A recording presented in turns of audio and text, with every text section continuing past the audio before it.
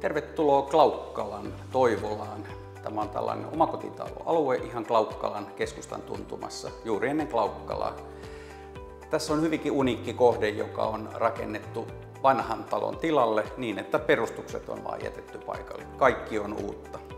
Tässä mulla on Arcvision Jukka Laamanen kertomassa, mitä kaikkea tänne on tehty. Hän on arkkitehti ja tämän suunnitelman isä ja päällepäsmärinä tässä rakennusprojektissa.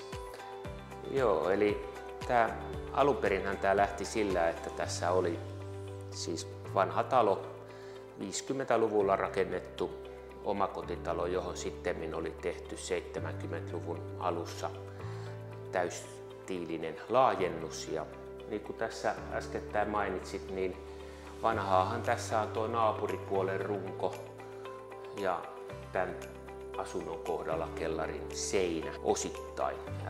Muuten tämä on pyritty pitkältikin uudisrakentamisen tavalla rakentamaan. On asennettu ilmavesilämpöpumppu, tämmöinen nykyaikainen lämmitysjärjestelmä lattialämpöineen. Myös kellariin on tullut lattialämmitys kokonaisuudessaan. Sähköistys on, LEDiä on katossa aika paljon. Esim. Tuo porrasvalaistus. Kyllä näin jälkeenpäin on joutunut huomaamaan, että olisi tässä voitu ehkä vähän oikastakin muutamassa paikkaa ja taidettiin tehdä hieman liian hieno ja arvokas kohde Klaukkalaan. Ok, siinä vähän tarinaa, mikä tämän historia on. Eli kaikki on silmämääräisesti uutta.